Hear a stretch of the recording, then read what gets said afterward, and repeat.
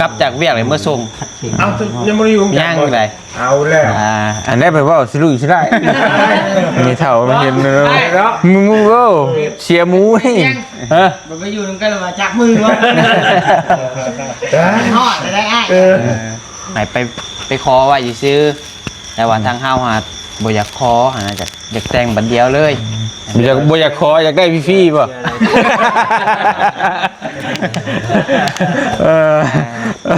เพราะยามมันยุ่งยากนะ ก็หมาย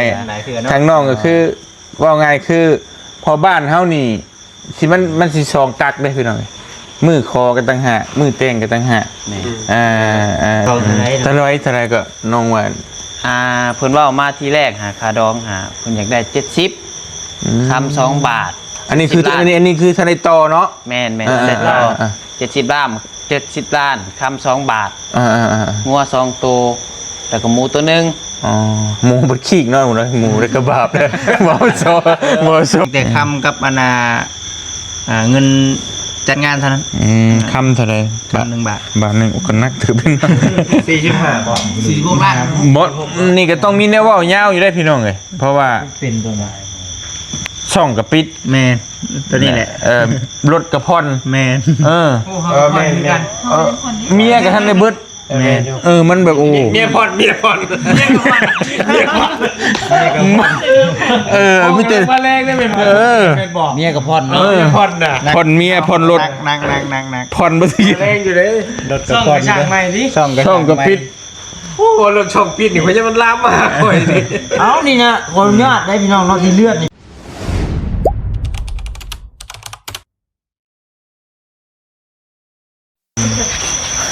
ใช่ฮันเอาอายุอัญญะอยู่ได้พี่น้องเนาะเปียกง่ายพอกให้มันหอนลงอ่ะนะเนาะเอาตั้งแต่พี่สังเกตโลดในคลิปแต่นี่นะฮอนบ่ฮอนแล้วฮอนบ่เพื่อนนี่แหละสบายดีเด้อมันเปื้อนนะมาเช็ดเอานี่ได้แต่บนแดนบ่เปื้อนก็นั่งลงนี่แหละแต่ก้นไผก้นมันเอาได้บ่ได้เปื้อนนี่เอาโน้มันจะมีเห็นมั้ยได้อยู่เดินมา66เนี่ยโอ้ยเปิดภาพมากับพี่น้องเลยมียังนะอ๋อของเท่ดีนี่ว่าเราเคยมีแนวนะได้จ้ะมีแนวแล้วเบิกตกละก็มีแต่แล้วน้องในห้านก็มีแต่มีกับไข่แหละคือพอได้ให้น้องนุ่งมาต้มให้จะได้เอาไข่ก็ได้เพิ่นเช็ดก็ได้เพิ่นถูกก็เดี๋ยวติดตามเพิ่นฝึกไว้ให้มันชมก็อยากได้เมียนะแม่เรียกว่าเมียเฮ็ดเรื่อยไปจ้างได้นี่มาเนาะมันเข้าค่ายได้เนาะฮันซี่พร้อมได้ซี่พร้อมคือว่ะครั้งแรกนี่เนี่ยไม่เชื่อบ่นี่สิจากนำเนาะเพื่อนเมียกดหัวมาเนาะยังแค่เห็นจากสิมอชมนี่น้องพี่6อยู่เลย6อยู่ตายกักบ้านนี่ป่ะถ้าโชยเปียกว้าอันนี้ช่วยเด้อโอเคจริงๆจิรู้สูตรของลูกพี่ไม่ได้อยู่เป็นของบ้านเนาะบ่มีแนวแล้วข่อยเบิ่งยันคิดได้เก็บถ้วยเก็บบ่วงให้พุ่นแต่เบิ่งชงละบ่สิล่างโอ้แล้วอะไรมีแนวบ่มานั่งมานี่จะให้เป็นล่ามให้บ่เป็นล่ามโคเมียกระนั้นนุ่งเสื้อไม่เอาใจลูกพี่นะเจียงทองเนาะคุณนี่ใช่เลยเนาะคุณนี่ไม่ใช่เลยนี่ใช่ผู้เดียวอีกพูดจะไปนั่งผมหรือว่านั่งพี่บ่ไปนั่งใกล้สิโอ้ยเป็นขันขี้ฮอดจนได้กอดกันไปยาวเลยโอ้จับกันเพราะว่ากุมชายกุมหัวอยู่ลีได้ทำบ่อะไรมันเป็นเทนดีพอแล้วนั่งกันให้โอ้เห็นทั่วอยู่บ่ทั่วอยู่จะเผือกอยู่คือหน่อยแจ้งอยู่บนนี้ล็อกหนึ่งแจ้งอยู่ล็อกหนึ่งถ้าล็อก2นี่มืดบ่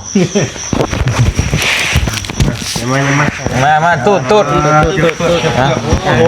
ต้มข้าว เอารอบมือธรรมดาได้มือกล้องนะ โอ้มือโปรบ่ โอ้โลนึงก็ได้ ยังจำขึ้นใจได้คำจะแต่ว่านั่งเรียนกัน ตรงนี้ รายเงินบอกโมเมนได้เลย โอ้แม่นว่าจริง คลิปนี้แบบว่า บอส ฮะ ดินมันตะกล้องไหนใช่ ฮะ ตะกล้องไหนใช่ นี่จะเรียนว่า เชียนเอาเลยเฮ้ยตะกล้องเนาะ ตัวต้องเผื่อไว้ได้นึงนะ เบิ่งไม้ให้เด้ออืม เอ้าไม่บวกลบ12กูบอกใหม่ หืม ลบ12 บ่ละใส่นั่นแล้วเราตั้ง อืม ได้แล้ว เป็นยังล่ะ มันเต้นอยู่มันหุ่งอยู่ เพื่อเฮาเว้าคอยเลยเอาสบายดีเด้อพี่น้องเด้อสบายดีเนาะมาพบมาพ้อกันป้าโช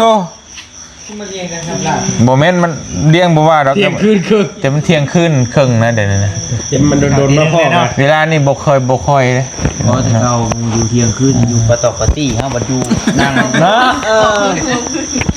กลัว เอาคุณยังเอ้ายังบ่นู่นบ่ แจ้งที่ มันโลกกล้องโฟกัสไป ดูว่าเราคิดว่ามันแจ้งหัวจักเฮ้ยเราหยิบมันบอก บ่แม่นยุ่ง บอกโอ้ ตอนแรกมันเป็นฟันไปสักไข่ บอกอันเอิ้นบอกคนนี่ เฮ้ย บริยินเนาะเพิ่น เอิ้นบอก จะ ว่า ต้องควักมือ ไม่ให้เพิ่นมาเก็บมันนำมาเก็บนี่นะเออสื่อสารกันโมเลย โย ยืนนอกอยู่ใน ยันว่ามือว่ามันแจ้งมันยังโดนลูกกวดเฮือนกวดอย่างที่นะว้ายน่ารับเนาะ มันได้น้องลูกสาวพอดีเด้ดูสิ นอนดึกแทน นี่ก็ดึกแต่เก่าก็ดึกบ่เถอะ โอ้โนหนึ่ง นี่ได้ โนหนึ่งได้หนุกเลย บัดตอนเวทนี่นอนหลายแม่นบ่ เนี่ยพ่อดิ แต่ตื่นช่วยพร้อมกันก็พอก็เมย์ บ่เป็ดจำเชื่อจำแนวนะน้องเอ้ยเอาพ่อแม่มาเป็นกับเออ ตื่นเที่ยงก็เที่ยงกัน ลูกเฮา10:00 นลูกเฮาน่ะ10:00 น 9:00 นถ้ามื้อใดนี่ก็แต่มื้อใดอารมณ์บ่จอยก็10 บอนะชนใจนี่นะมันเป็นยังนี่คือแบบ เอาใจเป็นพิเศษนี่นะนี่นะ เอาฉันจับไม่ บอชนใจนะมีแนวบอหรือเนี่ยนะอยากให้มันเป๊ะๆนะ อยากให้อยู่ อยากให้ให้ไม่อยากให้กัน คนละให้ ก็ได้บอ โอ้จุบเจือได้หายใจบุโซ่ท้องดิเนาะ โอ้ตาถามหยอกถามอย่างนี้เราช่วยเปลี่ยนแบบเอาพิเศษนะแบบ โอ้ยเห็นน้องเพิ่นมาปัดมองให้นั่งชื่อกาเนาะท่วงแท้ท่วงว่า คือว่าไว้นะ คือว่าแบบ เจ้าว่าไม่รู้พื้นมาจะใช้กันเจ้าก็มาจะใช้นี่ อ้ายยังบู คือไว้ ว่าเท่เพื่อนเจ้าของยังบูว่าบ่งเก็บบ่งใด คนไปหามาเห็นเลย หมดแล้วพี่น้องไงเพราะแต่กะโอเคอันนี้บ่ได้เป็นย่องนะพี่น้องไงเด้อน้องกระชัยพี่น้องนิ้วนี่ไปน้ำนี่ถือว่าไวนะแบบว่าที่เป็นคนที่ว่าหัวคิดไวเวลานู่นนี่นั่นตกแป๊กกะถือว่าเฮายังบ่ทันได้นั่นชับนังเทื่อกันนะหูงานเฮ็ดเองบ่ได้เป็นงานกันสิบ่ได้ มี กันเลย กาประทับบ่ ฮะ เช่นแบบใบย่อให้ ไอ้น้องย่อมานี่ก่อนยังไม่ได้พอไปอยู่นี่นะ ไป นึงทันได้บ่ ยังไง อ๋อเฮ็ด ไป ได้ไง สุเกียรติ ใบชูเกียรติ เนาะ กัน ไป ว่า เกียรติยุทธ จาก นะ ประธานเตียงกับว่าแหละ ไปยังย่อ เดี๋ยวเสียมาให้อยู่ในหุ่น เอาอยู่บ่ว่าอย่างย่อหรือเอาแนวอื่นตัวน่ะ อยู่หลังตู้หุ่นเต็มเนาะ ทานก็มีอยู่ทานไฟกันลายอยู่ที่เอามาเช็ดใส่เลย ทันนิ้ว ได้ทานเยอะ ทานของเทพเอาไปได้สอบหนึ่ง จากไม่ค้าบ่ มาได้ลายมือเดิมได้ หนึ่งเข่า จับเรื่องน้อยฮะ ใครกว่า สื่อเนาะ บ่ซื้อกัน30-40บ่ได้นี่ ดั เนาะ งดังไพ่กันง่ายครับดังไม่ตกกันเนาะ เอาพี่น้องเลยมื้อนี้กะน้องเพิ่นน้องๆเพิ่นมาวันเกิดหลานนั่นแหละเนาะก็น้องเจนนี่นี่แหละลูกสาวบ่เตียงนั่นแหละพี่น้องก็เลยพากันนั่งโอ้ร่มกันแล้วก็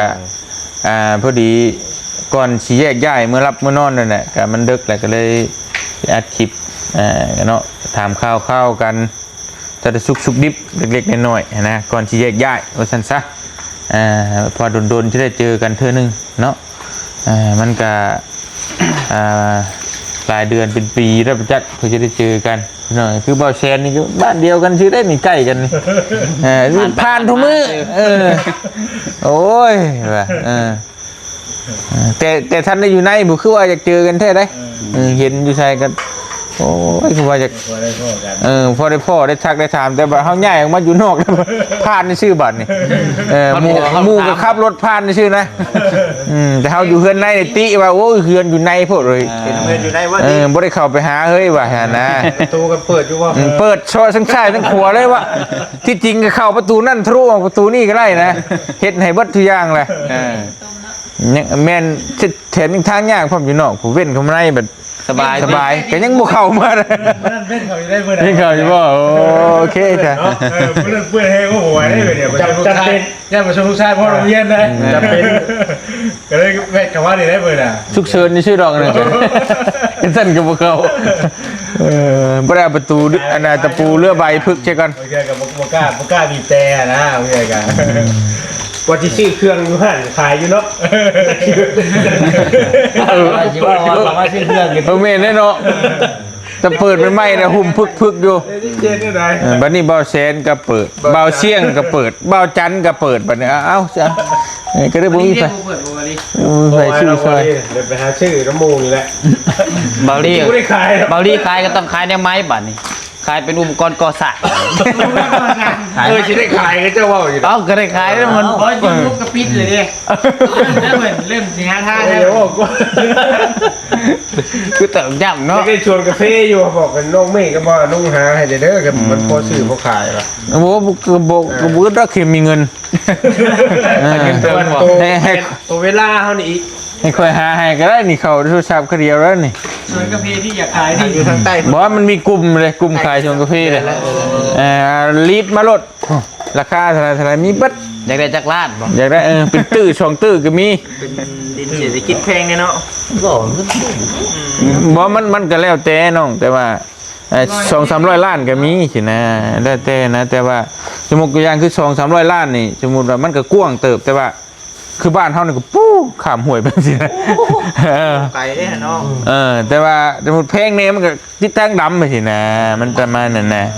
ก็แล้วแต่เงินเท่านี้แหละ บัดถึงทางกดปืนเนี่ยแล้วเนาะโอ้เท่านั้นเนาะ แต่คือของอ้ายกับโบไกลปานใดจากทางอย่างก็เข้าไปนิดนึง เห็นแล้วอันนี้เห็นแล้ว บอดี้ไปเห็นแล้ว ยังอยู่ห่าง กินแม่น้ำ เพราะว่าตั้งแต่ที่เปิดไปน่ะ บางทีมีโอกาสมีเวลา แล้วก็ยิ่งไป มีครับบางทีลงไปเที่ยวตั้งพุ่นพอได้แวเนาะ คือว่ามีลายแท้ว่ามันจะชี้ยากแท้มีโอกาสมีเวลามีเงินมีคำหมดเพื่อชิมีแต่ละอย่างมันเพื่อชิได้ไปแต่ทำอะไรเนาะบ่ได้ เว เนาะ ลายังไงไงเรื่องนั้น ก็เข้าใจแต่มันคือพังก็คือชิโร่มีครบเปิดจังสีไปนะมันช่วงชิลายยากนะลายขั้นตอนโพดแต่เขามีเงินนะชิต้องไปรออยู่ก็คืออยู่นี่ทั้งโอกาสทั้งเวลาง ามนะ ฮะ เดินได้มันงามอ่ะ เดือนงามบ่แล้วเข่า ย้ำหนาว น้ำหนาวรถปอดตู้ ทั้งหมอกทั้งยังแบบเนาะบรรยากาศเนาะ จะต้นไว้ 5,000ปลาย 3,000ก็ต้นมาเลยนี่หน่อย เก็บนี่ก็รับจ้างคนไปชิปแล้ว จ้างและเก็บบุไรเนาะแต่ว่ามันก็ อย่างนี่ก็เสียแล้วเนาะได้เสียบริวาร เสียแต่ว่าแล้วแต่เฮานะแต่ว่าอ้ายก็พิจารณาเบิ่งอยู่ตอนนี้ก็เพราะว่ามันรู้สึกว่ามันจะโหดหน่อยนึงเฮาเสียเอานะ โอ้ มันบดหลายแล้ว พ่วง เที่ยวหนึงเกือบ10 ล้าน แต่ว่าเขาสี่ สีบ่ได้บ่สี ก็ได้แต่ว่าเพิ่นเฮาบ่อยากเฮาก็ตั้งเทื่อมันเฮาก็บ่อยากสารเคมีเด้เนาะ ไอ้เลยสีเท้าเถื่อนเนาะอย่างนี้เนาะ แม่นแต่มันได้อยู่ตั้งเทื่อสมมุติเฮาปลูกไว้นี่ระหว่างกับมันมีเจือปนสารเคมีกับออร์แกนิกนี่มันราคาต่างกันเด้ หมอสิปุ๊บบัดนี้มันมีอยู่แล้วเนาะ แม่นเขาไปตรวจมันมีสารเคมีมันก็ราคามันก็สิแบบนึง พวกเขาจะว่าเสียหน้ากาแฟเนาะเสียทีบางยาขายาก็มีดีนะ เสียราคาแพงแน่เนาะ แม่นบางส่วนเขาก็ ท่าน ซี จ้าง ด เขาเชียร์ได้ใช่มือเท่าไหร่ น้องมีกจ้างเดี๋ยวนี้ก็คนอยู่ในบ้านนะมึงได้1,700,000 ต่อคน ต่อคนเด้อ โอ้จักคนซะบ่ได้จ้าง 10ปลายเทื่อนึงน่ะแล้วบ่ได้แล้วได้4-5มื้อพุ่นไดก็บวกคูณไปบัดนี้เสีย มื้อละ2ล้านปลายเออ บัดนี้จักเดือนมันเสียแล้วมันขึ้น เดือนหนึง เดือนละเทื่อเลย เดือนละเทื่อ บ้านนี้ เสียไปแล้วขึ้นไปเลยพุ่นแล้วมันฝนตกตลอดเด้ โอ้ เขาสิปล่อยให้หกก็บ่ได้เนาะ เพราะมันก็กาแฟบ่งามมัน นะถ้าเห็นกำลังฮือฮากำลังขึ้นมาใหม่ตัวที่ว่าแบบบ่ใช้สารเคมีเกลือแล้วบัดนี้มีเกลือโหยแทนยาขายาแล้วบัด คือฮะ เข้ม คือฮะแบบได้เห็นนะครับ เอาแบบคนกำลังเริ่มนิยมแบบบ่ใช้สารเคมี เอาเกลือคายเนี่ย เกลือขายาอยู่บ้านน้าเตยนี่ได้ มันสิบ่ตายบ่ถ้าอันกาแฟเฮา โอ้ตายแต่เขาห้วยจะเข้าเนี่ยห้วยจะเข้าตรงไห้ตรงหน้านี่ เกลือมันคนละแบบมั้งเหมือนกัน บอกว่าไม่ว่าน่าเตยโฆษณาเกลือนี่เท่าแหละแต่ว่ามันเป็นเกลือที่ว่าแบบยังบ่ได้อันแบบคัดแต่มันใสมันงามแบบหมอแต่มันเค็มเนาะช่วงชีแบบ นี่มันเข้มเนาะมีแต่เบิ่งเนาะเบิ่งหมู่ เอ็นนี่ได้ เพราะไอ้ยันว่ามันตายมันตายเบิดน่ะนะ เดี๋ยวว่าอาจจะเข้าชนะได้ใช่หรือเปล่าเนี่ยบ่ขึ้นบ่ยังเห็นนะกำลังเห็นโฆษณากันหลายอยู่ เมื่อกี้เปิดเพจบ่ เออ มึงดู เบิ่งดู ไม่ดับไพ่นี่เลยสิ เป็นเบิ่งแบบจัก แม่นมัด ฮะ แม่นมัดแต่บ่รับเยอะสิมาเช่ เด้นี่เอาบ่มันต้องได้ใช้ไม้ด้วยเนาะได้ใช่ ได้ เสียบเอาไว้ไหนก็ได้เสียบสาก แต่ยังแจ้งอีก แม่นบ่ ฮะ ได้อยู่ 14นาทีก็เอาแบบไว้ไปบ่ต้องเปิดแพท บอกก็ได้อยู่เขาว่านั่นก็เอาเครื่องนี้ เอาเครื่องใหม่แล้วก็ส่ง เราเสียเงินได้เงินมากก็เสียไปซื้อใหม่ซื้อซับใหม่อีกนั่นก็บ่ได้เงินได้หยังนะ ไป เฮ็ดสหากำลังลดราคาอยู่เพ่ แต่ซื้อได้เอาชั่ว6เด้ออยู่ใต้น้องมีใส่คลิปเลย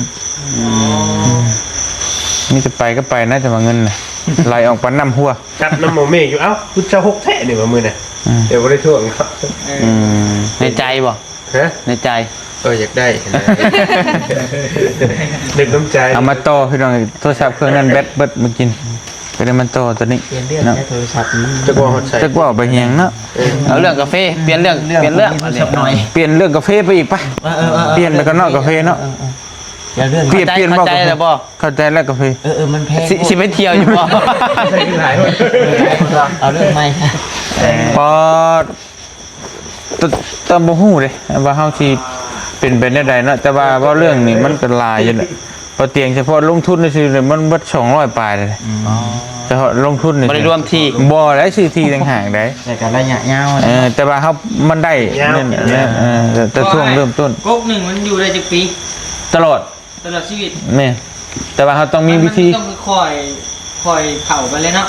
มันเท่ามันสิอยู่ได้แต่ว่าเฮาบ่เฮ็ดหยังมันน่ะมันประมาณ10ปลายปี10ปลายปีมันก็เริ่มที่ว่านี่แต่ว่าเฮาบัดนี้เฮาตอนบัดนี้ตัดออกแนงๆมันก็โป่งขึ้นมาแล้วก็ใหญ่ไปอีกอันนั้นมันก็ อยู่กับเฮาดูได้อีก แม่10ปลายปีนี่มันบ่ได้ตายได้แต่ว่ามันบ่เป็นหมากซื่อ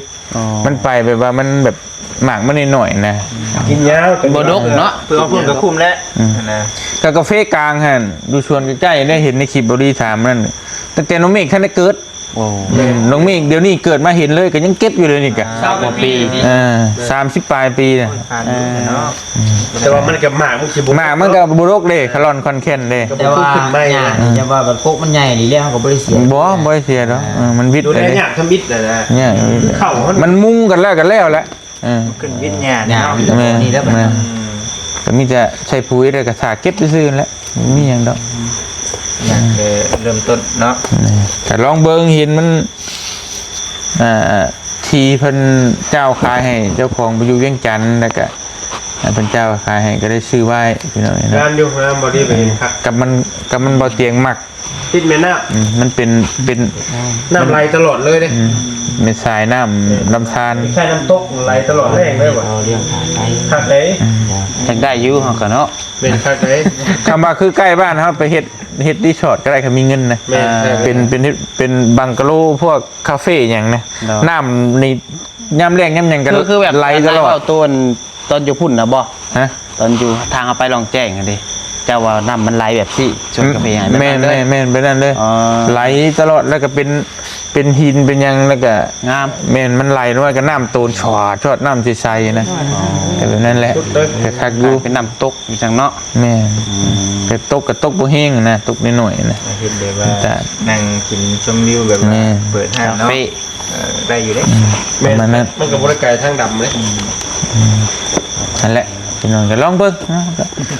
บ่เตียงมักอะนะมักแบบธรรมชาตินะได้บ่ได้ก็บ่ฮู้แหละ เฮือนอีกว่า เฮ็ด เบิ่งแต่เฮือนในหลังบ้านอีกว่า หลังบ้านนั่นก็เอาดินมาถมที่บ่ต้องทำเส้นบ่ได้หยังก็ว่าอยากเฮ็ดมักกันนะมักซื่อว่าอีกไหมว่าอีกไหม ได้เห็นว่าได้นะ โอ้ยเลยเนี่ย อันนี้อยากคือในใจอยากมีต้นกระบอกกระบอกต้นนั้นบางยอดบางยางเลยก็เอากระหอกมาปล่อยผู้แหละเอาล่ะผมคิดนั่นน่ะเอาลิงพร้อมติ วายมาปล่อยผู้แหละผมคิดนั่นน่ะ ลิงพร้อม บ่ได้ปุ้มมันก็บุกไปขุดออกได้ติ ใช่แต่ว่านั่นไงไอ้ อ้าว คือในใจอยากเอาต้นใหญ่ๆเป็นหมากมาเลยแล้วก็เฮ็ดโคนในเรือนในทางให้กระหอกอะไรอย่างเงี้ยวายมันอยากเอาดินทรายอยู่ดงมาใส่อีกว่าเพิ่นน่ะบ่แม่มันเวอร์พวก จะเก็บกระเป๋าไปอยู่ พอแล้วเรื่องชวนไว้เรื่องมีเรื่องใหม่ว่าเลยว่าพอแล้ว หรือว่าเรื่องนี้ ไล่จะพุ่นมาบ่ไล่ไปพี่มา ล บ่ องเบิ่งลองมึงจุดปลายพอแล้วมา เอาเข้าไม้ประมาณซะ อ๋อ ยังมันอยู่บ่เฮ้ยขอโทษ บ่มีเพจตอบได้ต้องถามน้องถามว่า ต่างเซลน้องอะนะ เป็นหยัง อยู่ร่วมกันจะโดนเลยเนาะ ก็ยังบ่ได้อยู่นํกันได้ ยังไม่รู้ผมแข่งบ่ถาม แม่นคือเมื่อนี่ไปเวียกไปงานนี่แม่นไปนํกันแต่ว่าเลิกกลับจากเวียกเลยเมื่อส่ง เอายังไม่รู้ผมแข่ง ยังไง เอาแล้ว อันนี้ไปว่าสิลุยสิได้มีเท่ามันเห็นมูโว้เชียร์มูนี่ฮะ มันไปอยู่ตรงกันแล้วมาจักมือวะทอดได้ไอ้ ไม่ได้อยู่นํกันแต่ว่ามีแต่ไปเวียกไปงานนี่ซื้อไปหับไปส่ง ขุดโพนน่ะ โอ้เขาได้แล้วเข้าใจนึกว่าอยู่ร่วมกันอะไร ยัง เนาะ ไอ้เนี่ยกันอยู่คนละเฮือนอยู่ โดย แล้วมือได้สิได้อยู่บ่เนี่ยเอ้า ฮะ มือได้สิได้อยู่นํกัน ก็จังว่านี่แหละก็จะ เนอะ บ่มันเพราะมันมีแต่น้องเท่านั้นที่ฮู้ได้ที่ตอบได้เด้ ความจริงแล้วด้วยเนาะ ว่าจริงนะ ตรงเลย มันยังข้างค่ายังขนาดนั้นเด้อบ่ได้สิได้อยู่นํกันได้เด้ เงินนี่แหละมันยังบ่พอ แล้วแบบถ้าเฮาขอผู้บ่หรือว่านี่ แม่ แหละ นก็เพิ่นว่าให้ขอให้แต่งก่อนเนาะ แต่งก่อนอีกบ่แม่นขอ ขอก็ได้ แต่ว่ามันก็ต้องได้ปงเงินปงคำแต่ว่าเฮาบ่อยากเฮ็ดหลายเทื่อ อ๋อโอเคความหมายว่า ถ้าได้คอก็คือต้องแต่งเลย แม่ บริเสียหลายเทื่อ ขอก็ได้ขอฮะแต่ว่าเฮาบ่อยากเฮ็ดหลายเทื่อหั่นนะความหมายแบบสมมุติว่า ปิดแพทด้วยก็ได้ยังมันประหยัดแพทไปน้ เนาะ ำเบิ่งทรงสิมีแนวว่าอะไรอยู่ดอก ไม่ได้ระบุปีว่าปีนี้ต้อง ปีหน้านี่แหละเพิ่นมอยไกล บอสนี่เนี่ยเพิ่นน้องเพิ่นว่าน้ำไม้นี่ตอนไปร้องแจ้งนั่งคุยน้ำกันนี่เกาหัวกอดๆอยู่นี่กำหนดเดือนมาแล้ว โดย เดือนใดก็ ที่แรกคุณว่าอันให้ไปขอก่อนนี่นะก่อนกลับพรรษาบ่สิมานี่ล่ะบัด เอ้า นี้ ยังบ่ได้ฮอดเดือน โดยนั่นแหละแล้ววันนี้เฮาว่าเฮาบ่อยากให้มันยุ่งยากหลายเทื่อแต่อยากคะแนนมาหาเงินหน้าค้ำได้แต่อยากให้ไปแต่งบัดเดียวเลยให้มันจบเลย เป็นยังเพิ่นยังกำหนดแบบนั้นถือว่ามันต้องกำหนดเดือนนะ ก็ยังบ่ทันว่ากำหนดเดือนหั่นน่ะเดี๋ยวว่าเฮาว่าบ่ให้เกินปีหน้า อันนี้น้องเว่าอีกแม่นบ่ แม่น แต่เพิ่นบ่ได้บอกว่า เดือน1เดือน2ต้องมาขอเพิ่นน้องบ่ได้ว่าบ่ แต่ว่าเพิ่นหาที่แรกเพิ่นว่าอยากให้ไปขอไว้ซื่อ แต่ว่าทางเฮาหาบ่อยากขอหาอยากแต่งบัดเดียวเลย บ่อยากขออยากได้ฟรีๆป่ะ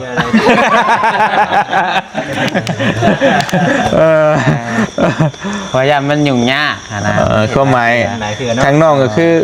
ว่าไงคือพอบ้านเฮานี่สิมันสิซองกักได้พี่น้องมือคอกันต่างหากมือเต้งกันต่างหาก นี่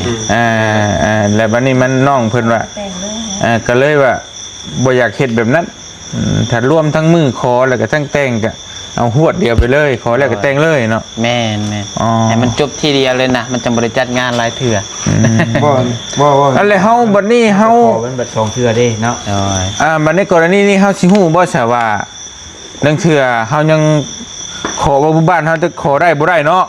จะตกลงราคาเท่าไหร่ได้ฉันเทื่อสิไปแต่งนั่นคือเพิ่นเว้าเพลงได้จ้ะ พวกเรื่องขนมกระดองนะบ่ โดย กลับไปทาบทามแหละ กลัวเห็นโทษกันแล้ว แม่นเราผู้ใหญ่แม่นมาทาบทามกันแล้ว แสดงว่าบ่ขออนุญาตนั้นฉันจะแซวกันดิว่าผัวเมียก็ได้กัน ได้แล้วพ่อแม่ผู้ใหญ่เพิ่นฮอดกัน แล้ว เด้ มันกันนั่นแหละแค่ว่ามันมันเว้าบ่ได้ซื่อ ยัง เออ ไม่ได้อยู่น้ำกัน เออ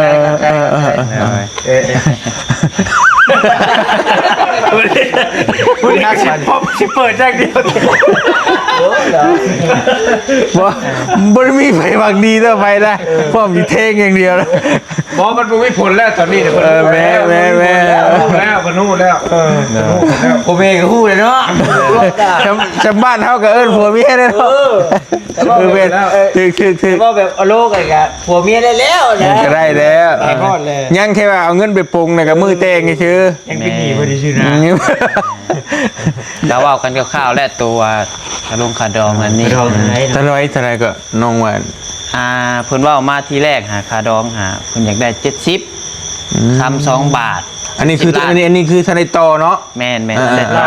70 ล้านคำ2 บาทงัว2 ตัวแล้วก็หมูตัวนึง อ๋อหมูบดขี้น้อยหมดเลยหมูได้กระบาบเลยหมูโซคือกันแล้วต่อบัดโอเค แต่ต่อเหลือ50 ล้านคำบาทนึงงัว2 ตัวหมูตัวนึง ทำบัตรหนึ่ง หมูงวดนี้ยัง2ตัวเก่าเนาะ แม่นมีแต่เงินลดลงมากับคำ แล้วมีขาดคือบ้านเฮาบ่มีข้างมันบ่ มีแล้วบาดนี้สมมุติว่ามือไปปงไปแต่งแท้แหละปง30 ล้านยังเศร้าคำกับปง2 สลึงยัง2 สลึง งัว โดย งัวตัวหนึ่ง หมูตัวหนึ่ง หมูแบ่งครึ่งบ่ได้หมูเนาะมีตัวเดียวเด้ เนี่ยจะขี้ มันขี้เล เนี่ย ย ขึ้นบ้าไว้เพื่อจะชิบุ งัว2ตัวเด้อสลึงคาดไว้ใช่มั้ยบ้านเฮาก็แบบนั้น แชมครึ่งนึงจีแชนช่องพิษไว้มันก็โดนโทษแล้ว ตัวที่ได้แต่งบ่ ไม่ได้ บ่สิบ่แม่นไหนคนข้างไว้นี่คืออันแบบว่าอันนั้นบ่ให้ก็ แม่นข้างไว้ในกรณีคือเฮาเลิกลากันในเดี๋ยวบ่เตียงเขียนอธิบายให้ฟังคือสมมุติแม่ขาดบ้านเฮาเอิ้นขาดแต่ว่าแบบภาษาบ้านก็คือข้างไว้เด็ดใจบ่ได้เบิดนะและนกในกรณีที่ว่าอันตัวที่เงินที่ข้างไว้นั่นแต่เวลาที่ทั้งสองคนไปกันบ่รอดว่าซั่นซะ โดย มีการเลิกลากันเลิกลาในเพิ่นก็เบิ่งว่าผู้ใดผิดเนาะยกตัวอย่างน้องพัดชัยนี่ไปดินเศษดินชาวติดชาวแล้วป้าเมียน้องพัดชัยต้องเสียให้เบิดแล้วก็เพิ่นสิปรับใหม่นู่นนี่นั่นต่างๆแม่ต่างที่คล้องแต่ว่าถ้าน้องเบลไปมีผู้บ่าวนะแต่ผิดกับผัวนี่แต่เพิ่นต้องตีกลับคืนมาเบิดได้บัดนี่ คูณ2บ่เพิ่นน่ะ แม่นทั้งตัวที่ว่าน้องแต่งไปแล้วเอากลับขึ้นให้น้องเบิดแล้วก็ตัวที่คาดไว้ก็เอาขึ้นให้น้องอีกนะตามหลักมันเป็นแบบนั้น มาบอกว่า แม่น กินหมูไส้บอกกินไก่แท้เนาะคุณมาบอกเนาะ ก็ก็แบบนั้นก็ได้แต่ว่า มันก็สินั่นบ่ใช่กินหมูใช่กินไก่แทนก็ผสมกินควายพุ่นแล้ว มันหลาย มัน หมูกับไก่กันไงดื้อกันอยู่ ดื้อ ประมาณนั้นพี่น้องอ่ะเดี๋ยวจะให้เข้าใจ โดย แต่ว่าเฮากะบ่ได้ว่าที่สนใจน้ำตัวนั่นหรอกเนาะเพราะว่าเฮา หากเป็น เฮาจะเอาเฮาก็จะผัวเมียก็จะอยู่ร่วมกันจนตายเพิ่นแหละแต่ว่าเพิ่นเฮ็ดไว้แบบนั้นก็ดีนะมันดึงกันไว้ เพื่อให้ แม่นเพื่อว่าให้มันเป็นยึดเหนี่ยวจิตใจสองคนไว้ แบบสีนั่นนี่เฮาก็ย่านเด้ย่านปรับใหม่นู่นนั่นน่ะมันก็เป็นการดึงไว้ดีเติบได้พี่น้องเอ้ยแต่ว่ามันเบ็ดเสร็จตัดเลยกะบ่คืออยู่ทางใต้ทางใต้อยู่บ้านทางบ้านน้องเมฆดูปากเชนั่นนี่ทั้งพุ่นนี่แบบมันสิคล้ายๆคืออยู่ฝั่งไทย ไปเลย ยกตัวอย่างคือขดองน้องเบล50,000เอาไปให้น้อง50,000จบป้ากันไปมั่นไปจะพิดถือก็เลยแต่เพราะว่านั่นน่ะ ว่าไง บ่ว่าอย่างเลยไปเลย มีผลแล้วนะ มันมีผลเลยแบบนั้นนั่นน่ะ โอ้คนที่บ้านกัน ทำไปเห็นพวกปิ้งไก่ปิ้งปลาเป็นร้อย200ตัวอยู่ อันนั้นชนเผ่ากระตู้น่ะมันบ่แม่นเด้ โอ้ต้องปีกปลาดิ อยู่ในน้ำเผา เนาะ ปลานี่มัน2คันรถได้คันชนเผ่าน่ะแม่นไก่มัน3-400ตัวน่ะ ผิดว่าได้เนาะเป็นภาพเนาะ แม่นแล้วมันเป็นฮีตแต่ว่าอันน้องมิ่งนี่บ่แม่นฮีตชนเผ่าเด้เป็นเล่าลุ่มมันนี่แต่สบายต้องปักเซ่นี่สบายได้ก็บ่ดีพี่น้องมันบ่มีแนวยึดเหนี่ยวจิตใจน่ะ แน่น ประมาณนั้นแบบนี้แหละ มีข้อดีข้อเสียเนาะ สรุปแล้วก็ประมาณบ่เตียงไล่เบิ่งคร่าวๆนี่ไล่เบิ่งมื้อนั้นอยู่ตรงเทนลองแจ้งกันประมาณ100,000 บาทเนาะรวมทั้งเบิดเนาะ โดย 100,000 บาทนี่คือน้องประชัยต้องหาไปให้ทั้งน้องทั้งพายิงทั้งน้องบิวได้ ไม่รวมแบบ บ่ได้รวมเวลาเฮาจัดงานนี่เฮาต้องหามาของเฮาอีกเด้ ต่างหากอีก ต่างหากอีก ว่าไงแสนหนึงมันค่าชิ้นซอสเนาะ แม่ค่าสินสอดแผนรวมประมาณนั้น แสนบาทเนาะ ประมาณแสนนิดๆประมาณนี้แต่วิวขึ้นนี่ก็ค่าอยู่เนาะ คืออยู่ร่องแจ้งกับคือสิได้ไว้ ไปอีกบ่ใช่น้องพูดน้องพ่อนกินฮอดอยู่ได้ เจ้าวะไปมันบ่คือเก่าแล้ว ฉันไปโดนก็ไปนะมึงนี่การแหน่ บ่ได้เด้น่ะ ยัง ไป บ่ได้ นี่ทันได้แต่งทันได้โข เดี๋ยวเราไป ผิด ไป เองบ่ได้ พี่เจ้ามาแล้วเจะยังว่านะ เนาะ โอ้ยมือ ขนาดไปไทยดำมือผมยังโทษทุกมื้อ อย่าแต่งที่กับปะขางก็เอววิได้ อ่า ให้ปลาบ่ได้น่ะ ไอ้ เจ้าของป้าเมียบ่ได้ ตัวเองปลาเมียบ่ได้ จะเกิดอะไรเรื่องนะมันเคยนอนใกล้กันแล้ว โอ้ ขากันนะ ฉันเป็นกบผ้าเมียแล้วเนาะ จ้าเปล่าแล้วได้เขาดงเมียจ้า เขาดงไปจักจักมา ถ้าไปดูไม่ได้ว่าบ่ จักว่า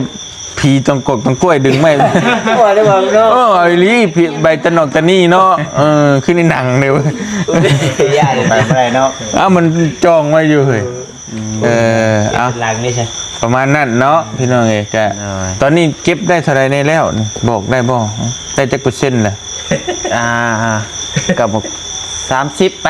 30% แต่ว่ามัน 30เขตได้สิพาเมย์ไปปาด มันติดตัวเมย์อีกเนาะ คะแนนว่า จักมีหยังวิทยาพี่น้อง คะแนนว่ามาครอบครัวอยู่ดีมีแห้งเบิดกะสิได้อยู่กะสิบื้นใจแต่ว่าพอแม่พอสิพาไปปาดอีกบัดนี้มันก็ตัวนี้แหละ ยังได้กับพ่อนเนาได้สิบ่ถามเรื่องพ่อนเนาะ ถามอีกบ่ได้อีกถามไปเฒ่า ผมไม่ทำเท่าเลยเนาะเด้อ เอ้าลูกสาวแง่ๆวะ เฉียวเมย์ป่ะ เช้าแล้ว เมย์นะเมย์ป่ะ เรื่อยดิ ตัวไล่นี่นะนี่พี่เล่นเป็นตัวไล่ได้เลยนี่นะ ก็เพื่อนกัน ยุกเย่เนี่ย มันมาชี้นั่นได้เดี๋ยวนี้วะ เพราะว่าอีกอีก20%น่ะก็ได้เดี๋ยว1 2 นี่เนาะ เอาเพื่อน เพื่อนได้เนาะ โอ้คนละ10%ได้ห่ะ ไปกับว่าจมอยู่ได้เมียดิได้เมียดีฮะ อ่า แต่เมื่อเห็นในนั่นกันเนาะ โอ้เพิ่นใจใหญ่แล้วเอาดิบิดเพิ่นเว้าเพิ่นซอยเบียร์จากล่างกว่าเพิ่นไล่เบิ่งราคาอ่อน 10กูได้ ชิปบ่ชิปบ่ เขาอ่อนมันมาคนอ่อนน้อมช้าอ่อนน้อมช้ายังไปออกกอมใจเพิ่นน่ะนะเอาไปปากไปต้อน อ่อนก็อ่อนเลยงานนะครับ5-6 มื้อวันนี้ ยาอ่อนต่อไปอ่อนน้อมทอมตนไปแล้ว ออนได้กับอีบ่าเพิ่นเนาะ เฮ้ย เสียกระท้องแล้ว เสกบ่เสกมันก็ติดกับเลยนะตอนนี้มัน เข้าวงรอบ เบอร์มันเข้ากงแล้ว เอาก็โทษก่อน มัน โทษยากูเชลกันสิขอโทษ ไม่ว่าหยอกกันลิ้นเนาะ มีแต่เบาหญ้าเลยมีแต่เสกเลือดเอาเลือดดอกเอาเลือดเลย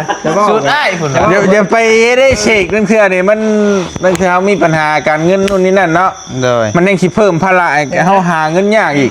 จะหาเงินมาแต่งเมียจะคิดเลี้ยงลูกบ้านนี่ให้ยุ่งกันไปอีกได้ เพื่อนเดินนี่ยังก็แต่ว่ามันถือผ้ามันท่องเลยสีแท้บอกเพื่อนเดิน โอ้บ่เนาะมันจะเป็นในใจเพิ่นก็บ่เข้าอยากแน่เนาะ แต่มันหักไปก่อน ไปก่อนให้ได้ใช่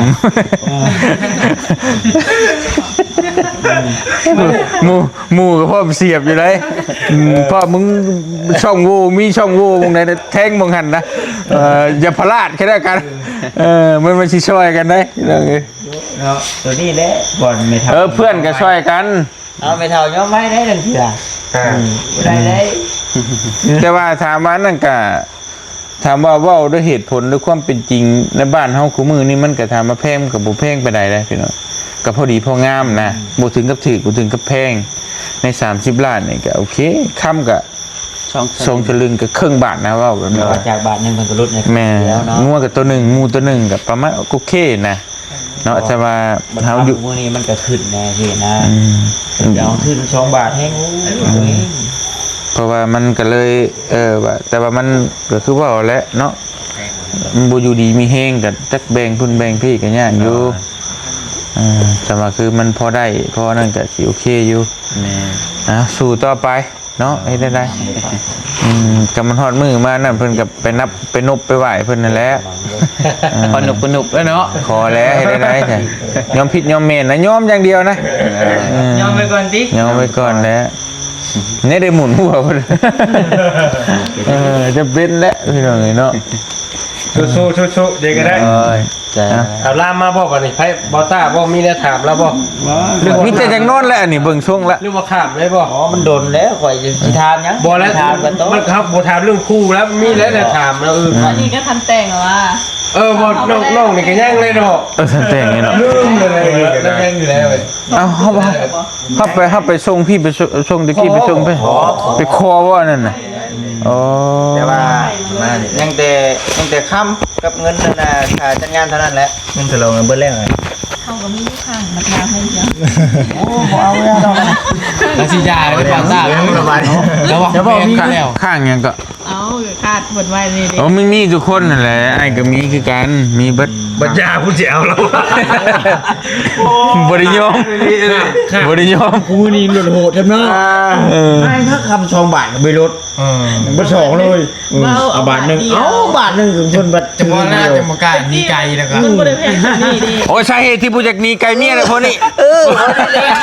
ย้อนคำบาทหนึ่งดิ คำบาทนึง 2 บาท เงิน10 ล้าน เพิ่นปลูกมันไว้เห็นบ่ กี่บาทเท่าไรแต่กี่เคย 15 ล้าน ตอน บาทนึง15 ล้าน โอ้ตอนบ่เตียงเอาแฮงเต็กเลยพี่น้องเอ้ยเท่าไหร่อันนั้นตอนนั้นรู้สึกว่า14,000ป่ะ14,000 บาทนี่นะ แต่รุ่นเฮาเป็นเมียนี่10 ล้านนะจืออยู่ โดย พี่น้องก็มัน วันนี้คันว่าสิไปลินเช้ากับ โอ้เตรียมรถ บาทนึงบาทเท่าไหร่ก็ 40 บาท 45 46 เริ่มลงเลยเลย ขะดอง บนขึ้นโอ้ ขะดองเพลงกับบ่ย่านบ่ได้เนาะ โอ้โน บ่ย่านตัวค้ำนี่แหละ กระดองเฮานั่นนี่ใช้35ที่กระดองนะ แต่ตาดูมันไปได้หาเงินเดือนกันได้ก็ได้ บอกว่ายาแล้วมันผ่านเรื่องจริงดองแล้วแต่ว่ากำลังสั่งเฮือนแม่นบอกตอนนี้แม่นบอกลืมไปจะได้ กำลังเฮ็ดเรือนใหม่ สั่งเฮือนได้แล้วพ่อหลังคา เรียบร้อยอยู่ล่ะ เรียบร้อยอยู่ ขาดยังขาดยัง ยังขาดแต่อุปกรณ์มันเราก็ตัวยัง สากไว้ให้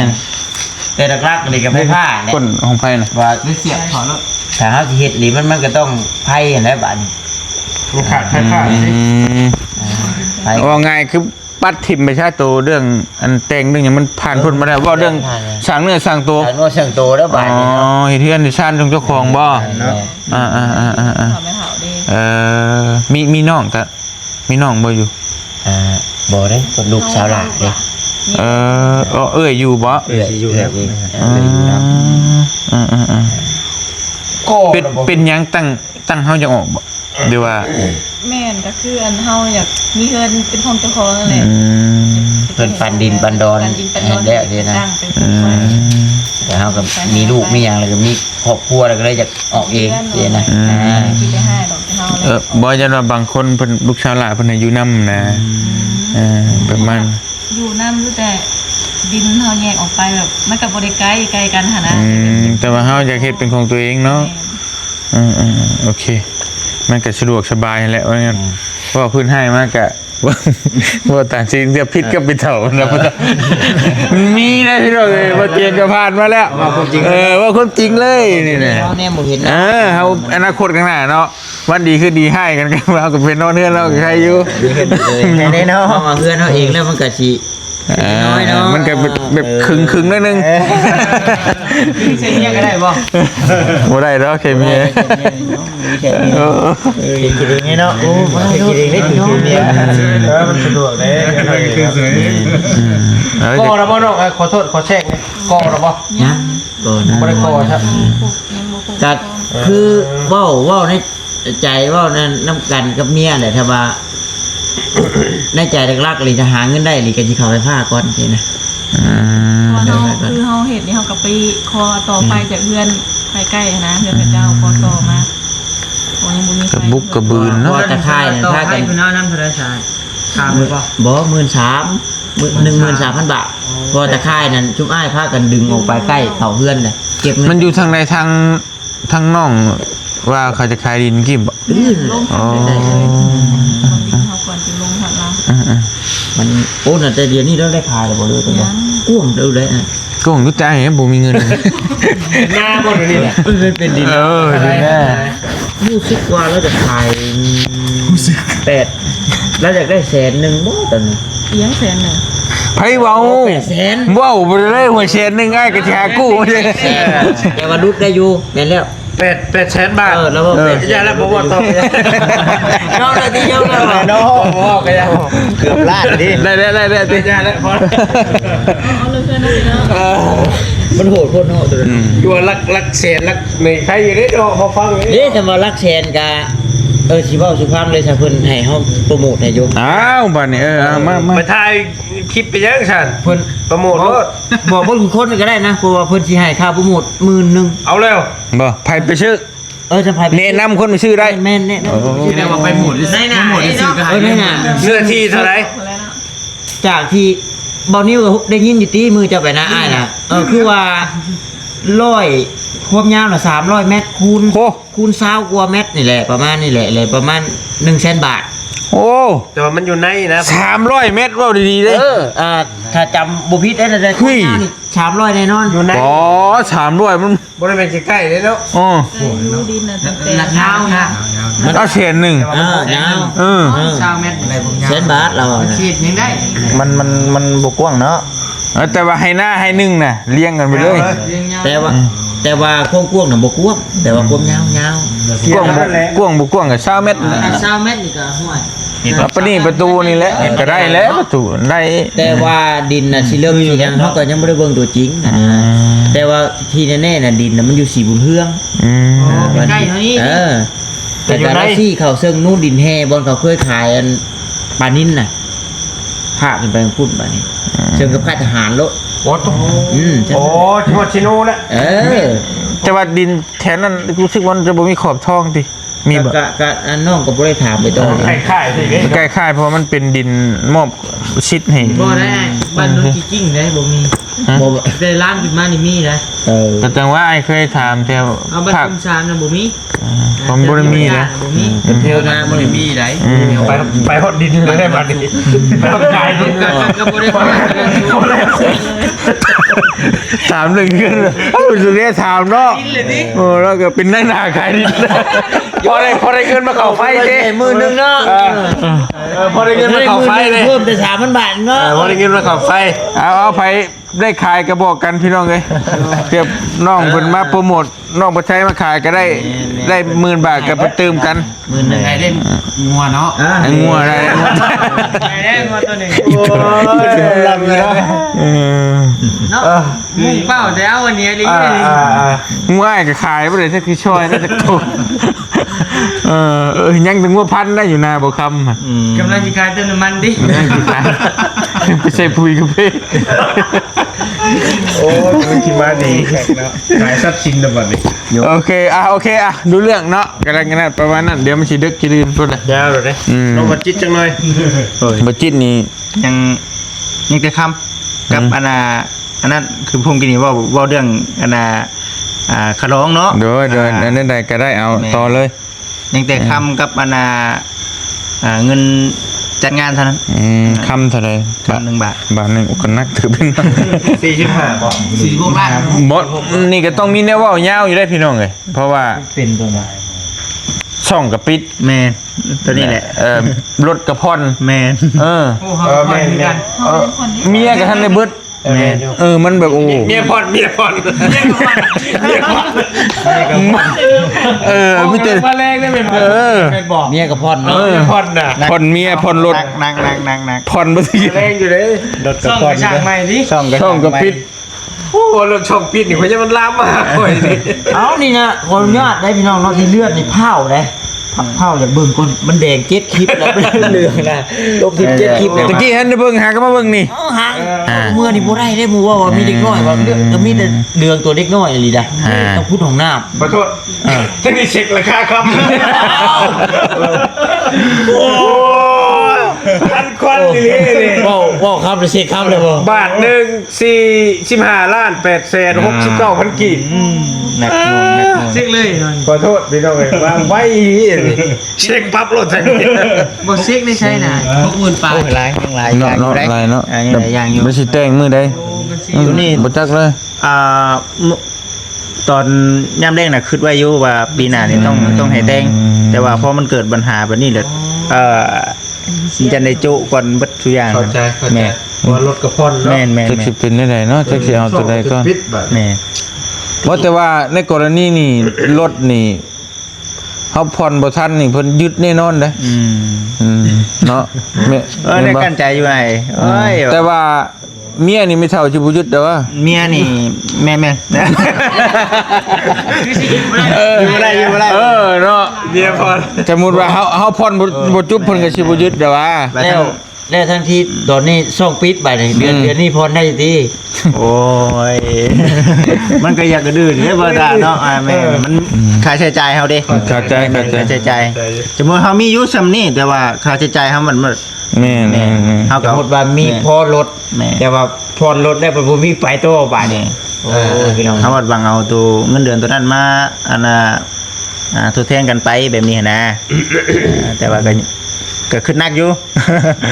แม่นว่าบุกบืนเลยนะพี่น้องเนาะ คนโมเมนต์ว่าคนเป็นหนี้นี่เป็นทุกข์ในโลกเลยเนาะ เฮ้ยแม่น เรื่องจริงเลยนะ แม่ เป็นมีความทุกข์นะเอาว่าง่ายๆก็ได้ นอนกับบ่รับ แม่เข้าใจอยู่ ค่าช่องปิดเดี๋ยวนี้เนี่ยตี 3 ตี 4คือกันเนี่ยแล้วก็ประมาณเที่ยงประมาณเที่ยงคืน เข้าใจ เดี๋ยวนี้โอ้ บ่ ย ติ มันรายได้รักเฮาเลยเด้ แม่ โดย รายได้รัก โดย แบบแม่นอยู่เฮาเฮ็ดอันอย่างอื่นก็พอได้เล็กๆน้อย แม่ ๆแต่ว่าประตูจริงจัง เพราะว่ามันลงทุนทั้งนี้ เพราะว่าเฮาเลิกเบิดเด้อพี่น้อง เฮ็ดอย่างเดียว แม่นยกตัวอย่างเฮาเลิกเบิดเลยเฮาเลิกทุกสิ่งทุกอย่างนะมันลงทุนใช่มีแล้วคือนี่ก็ทั้งน้องเบลแต่ก่อนก็เฮ็ดงานเนาะเป็นพนักงาน ชุมพร แต่ว่าก็เลิกออกเบิดแล้วเฮามาเฮ็ด YouTube เต็มตัวนะยกตัวอย่างมานี่ ทุ่มแล้วก็นี่ แม่นมันมาช่องเฮาบัดปิดเงินบ่เข้าบัดก็เจ็บแหละพี่น้องไงมันสิไปต่อไปได้เนาะ เงินรัก บ่แม่นบ่ต่างกับเฮาเฮ็ดงานงอกๆแต่ว่าบ่ได้เงินเพิ่นบ่จ่ายเงินจบโอเคสู้ๆต่อไป เข้าใจ มีแต่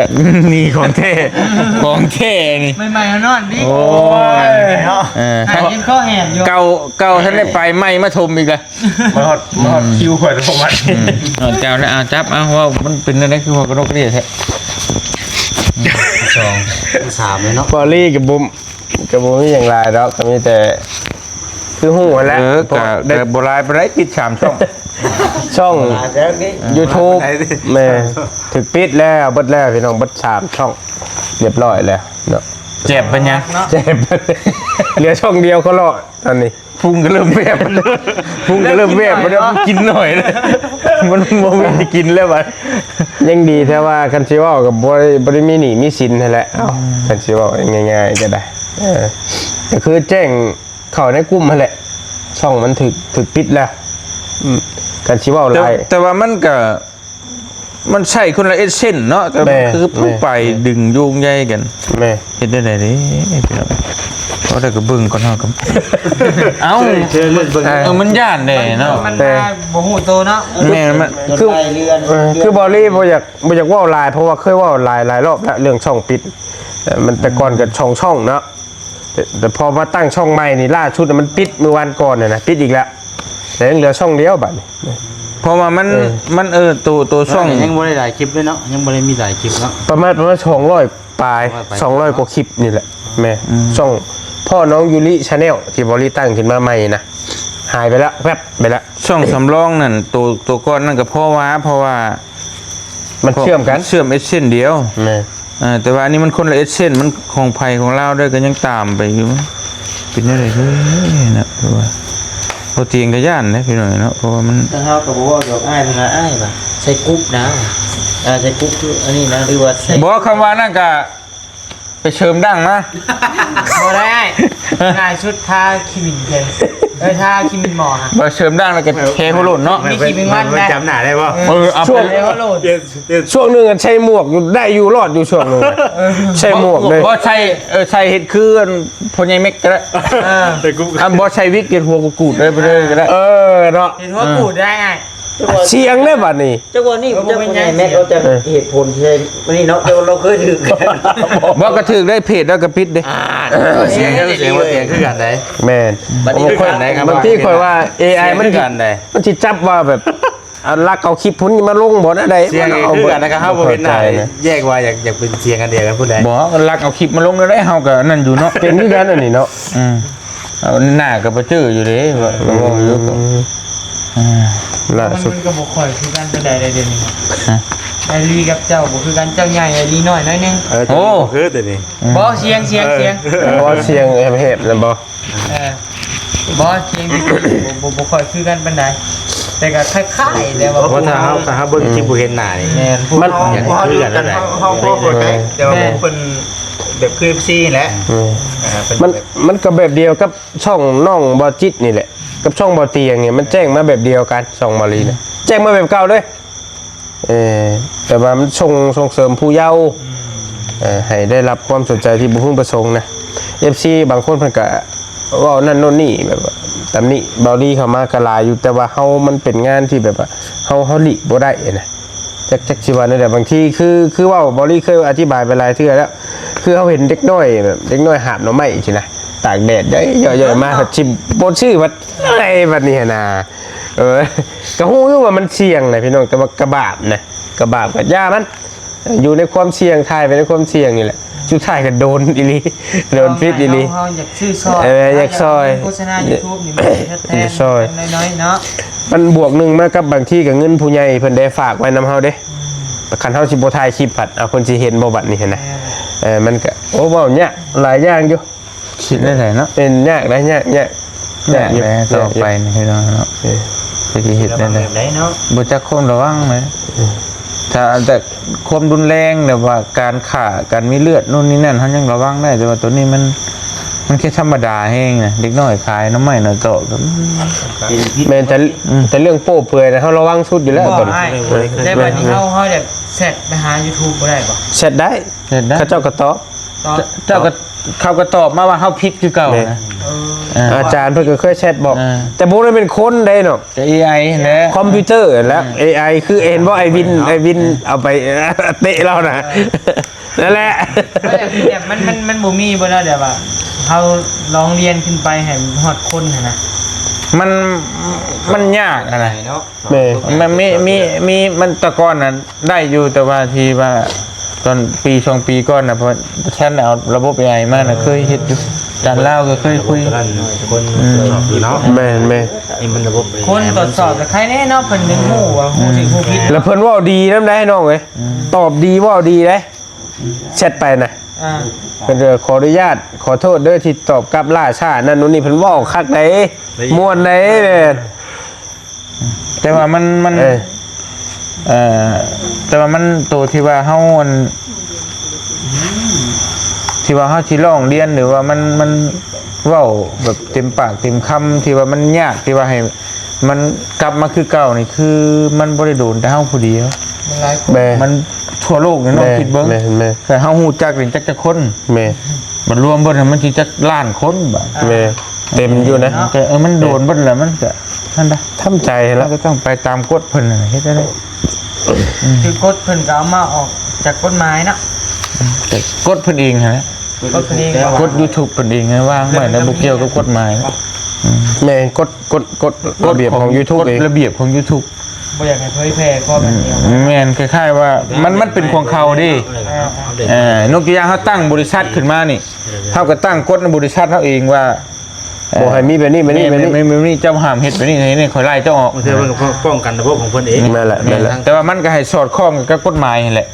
เจ้าสิไปเฮ็ดนี่แต่ว่าให้มันผิดกฎหมายก็บ่ได้อีกแต่มันก็สอดคล้องกันเบิดนั่นแหละ ทั้งบริษัทของเพิ่นพร้อมเนาะอะไรกันเนาะนะฮะ เคยได้ยินว่าอาจารย์บอกว่าตอนนั้นแบบว่า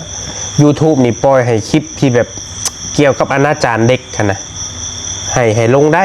วันนี้รัฐบาลนะมาปรับมา YouTube นี่นะแบบมหาศาลเลย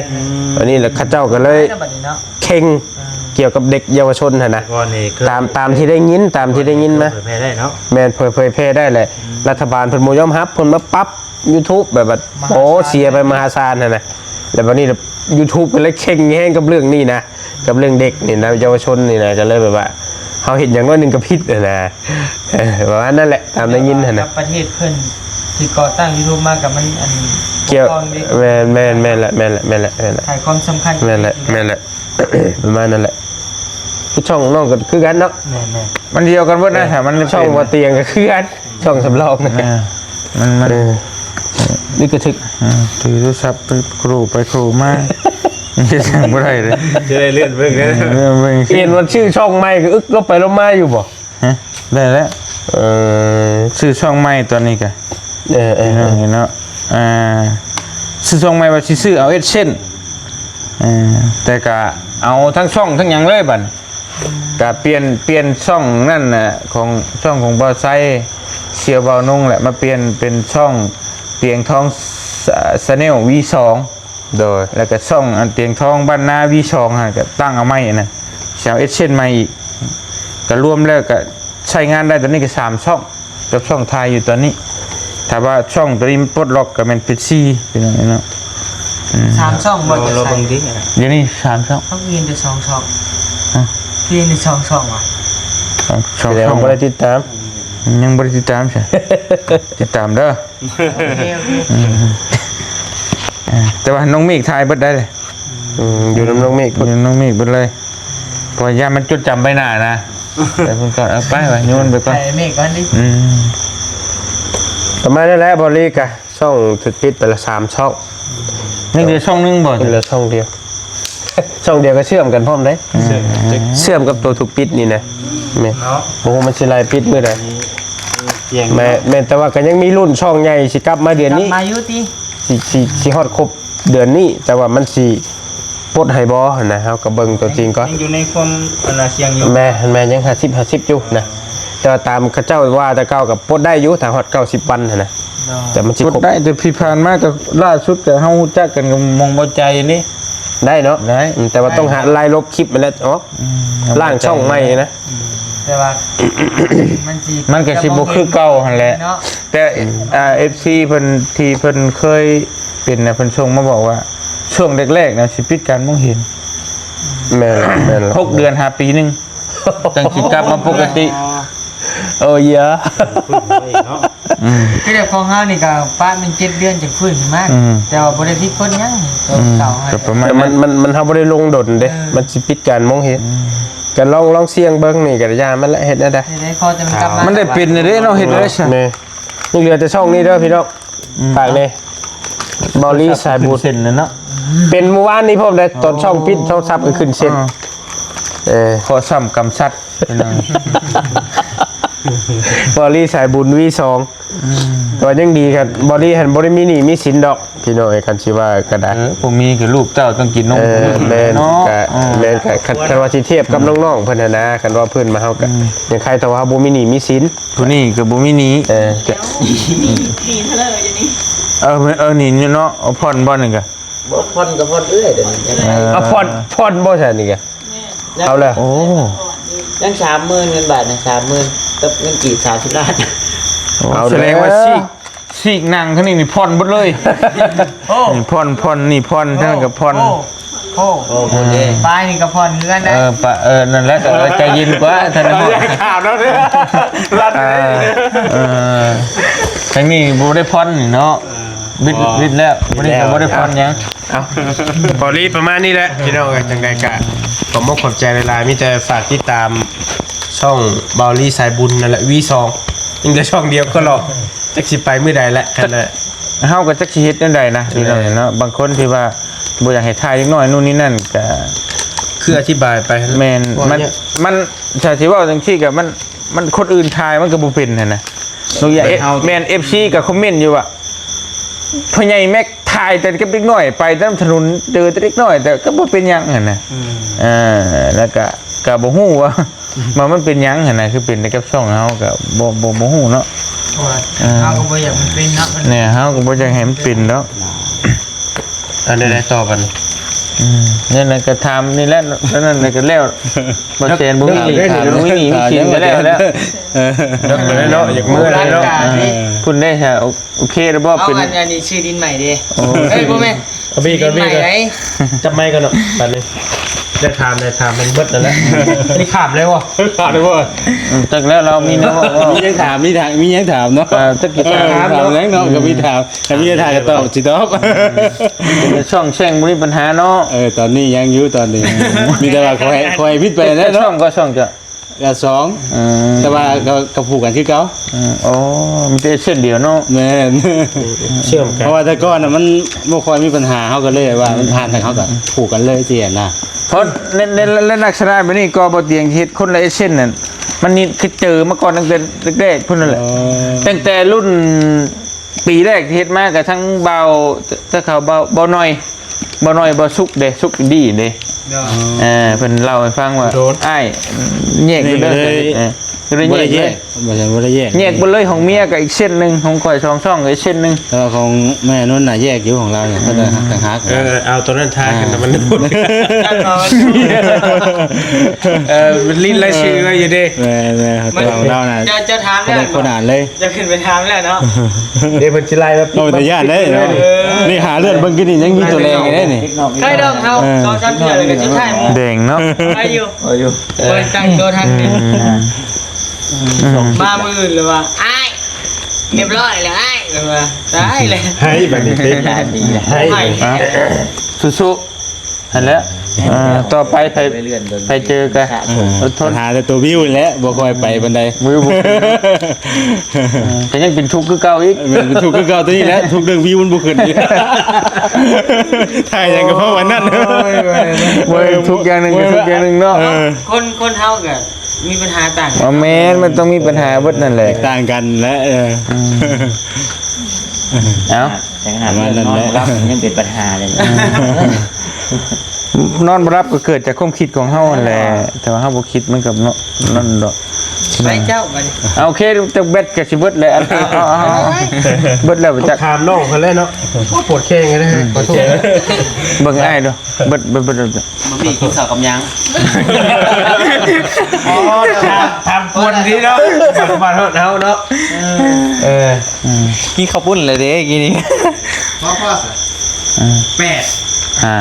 เปอร์เซ็นต์เนี่ยเอาว่า คนใหม่บ่ เราบริษัท บริษัทเล็กน้อยเดียวบ่แม่นบ่เบ็ดเต็มได้เช้าปลายนึงกินอีกตัวนั้นก็เช้าปลายนะลืมสากแล้วกระบุกกระบับก็บอกคำมันสิโตยาวอีกก็สิเอาตัวนี้ 3 วัน เสียว่าอีพ่อ 40%ตัวนี้ แต่งงานเพิ่นมื้อ ป้าลงคลิปไป FC ป้าโธ่ ยาว ก็บ่ยาวโอนเงินมาให้เนาะโอ้ผูกแขนลาน โอ้ยซึ่งเด้บ่ยาวซึ่งเจ้าคือบ่มาบ่ยาว บ่ยาวผูกแขนหลานส่งเสียงกีบพี่น้องสาธุเนาะ ชอง ฮะ ชองบ่พอเห็นเป็นเลขอ่ะตาลายเลยจ้ะ อยากนอนเด้อ โอเคโอเค ส่วนอยู่เพิ่นว่าเพิ่นยังเป็นพ่อเลี้ยงเดี่ยวอยู่เพิ่นว่าเมียบ่อยู่ พอเดือนเดียว เมียบ่อยู่ เมียไปแท้น่ะ จัก เอ้าเมียหายบาทนี่ มีหายกำไรหมดได้นี่ เอาใช้ไปข้ามไปพูดเลย บ่ถามแล้วเนาะ เอาแล้วยังเหลือแล้วจ่ายสอดอยู่ ได้ใจแล้วมันสิว่ามันสิว่า จะกี่ถามเลย เห็นว่าห่วงงานนำบ่ได้เทีเดียวเหมือนกันเนาะ วัยรุ่นนี่วัยรุ่นถามได้เลย บ่ฮู้อยู่คือว่าเพิ่นกำลังเฮ็ดไปถมดินถมหยังสิเตรียมสร้างเรือนได้นี่ก็ เพื่อนเจ้าของบ่ เราเอง โอ้ยโยบ่ธรรมดาสร้างเพื่อนโหเลยบ่เอาสิใช้น้องสิใช้ ตัวสีเห็ดฮะ ได้ อยู่หน้าทราย มาใช่พุ่นถ้าคือไปอยู่ไกลแท้ดินนั่นบ่ดินชื่อเองบ่ดูว่าดินนี่ใช่ ลุงเงาไห่ อ๋อทางใช้มือหัน ด้วย มองกันเพิ่นเช่าผมเฮอันใช่บ่ แมน โอ้คักแล้ว มุกไงวะ เอาดินไม่มิก เอาบนทางโค้งนี่ ทางโค้งใช้มือหันทางเวเข้าบ้านขอนแก่นนั่นดิ ด้วย จักเบัดเนาะ จักกันแล้วไม่มิกแล้วเจ้าขายให้อยู่แต่บ่มีเงินซื้อสารพัดดินแล้วซื้อได้ทีแล้ว คือว่าเห็นน้องนิวมอบเงินให้น้องเพิ่น10,000บ่ โดยให้เพิ่นไปถมดิน โดย ผมได้เรียบร้อยติ ชมแล้ว คัก มือทงก็บ่บอกกันนี่ เอามือไหนกับบริหูเลยแบบอันลุงเห็ดไห่เลยนะ มีแต่ปะเงินของเรา แบบโบหูรถชิมายามใดหั้นนะ มีแต่ทมแล้วแล้วเราก็ให้ออกไปเบิ่ง ดีกำลังสร้างตัวตนเนาะโอ้ถือว่าชีวิตยังบ่มีปัญหาหยังเนาะมีแต่ว่าอยากได้อย่างนี้เชื่อ โดย ดีแล้วจักสร้างจักชาดีแล้วน้องเอ้ยเอาแบตก็สิเบิดเด้อนิ้วสุดท้ายแล้ว โอ้มาทางนี้มีแต่หนี้แต่สินแท้ทางนี้ได้ แต่พอจะจอยเนาะนี่ลายว่าจะคิดลายน้องนิว FC ผักมาถามจะเสพบ่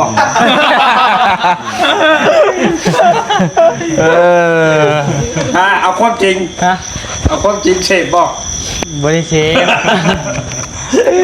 บ่ได้บ่ลิ้นได้พี่น้องมีลิ้นบ่อาชมกับ เห็นอยู่หัวอยู่ยัง เสพอยู่ เสพอยู่ ติด ติด ยา ติดยาย ายัง ยาหลวง ยาดีกระเพาะ บ่ ยาดีกระเพาะติดของลวงโอเคพี่น้องไงยังบุกใครบ่ ใครเนี่ยแล้วนะกินข้าวได้ น้องเพิ่นไปกดไหลายยอดได้พี่น้อง โรคกระเพาะพี่น้องบ่ได้เสพบ่ได้หยังดอก ก็เสพอยู่ช่วงหนึงก็เสพบ่เตียงก็เสพเสพข้าวจนบ่ได้นอนข้าวกันเอง ปวดกระเซบ่ เบิดจีนอมแล้วก็ บ่ได้จีนอมนะ พี่ปอนจะคิด น้องบ่ พี่ปอนเด้ดื้อเดือดอันนี้ก็โอ้ย ปวดกระเซบ่อยู่กระเซเป็นไง เอ้าว่ะสู้ๆพี่น้องเอ้ยคือผู้ไปนั่นแล้วก็บ่ก็กล้าเนาะผู้ไปเว้าแล้วกับพี่ปอนก็เบิ่งเด้เราชงหยังก็ฮู้อยู่อะ ชบติ เอ้ยบ่ อย่าเลยบ่เอาหรอกจังหน่อยสิถึงเฮา ว่าหยอกเด้อพี่น้องเด้อว่าหยอกว่าลิ้นกันนี่แหละ บ่ยังเครียดอยู่แล้วบ่ตอบมื้อนะเฮาเอิ้นถาม ใจไว้เย็นไว้แล้วก็แล้วกันไป ให้อภัย เนาะ FC เด้ โอเคถามต่อ วิชาอย่างแรกมีแต่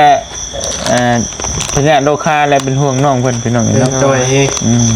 ใครเนี่ยแล้วกินข้าวได้หลายมื้อ ช่วงหนึงกันแต่ว่า มื้อละมาเนาะ ดีแล้วก็ผ่อนรถบ่ได้ข่าวผ่อนรถจักรบ่ จากนั้น แม่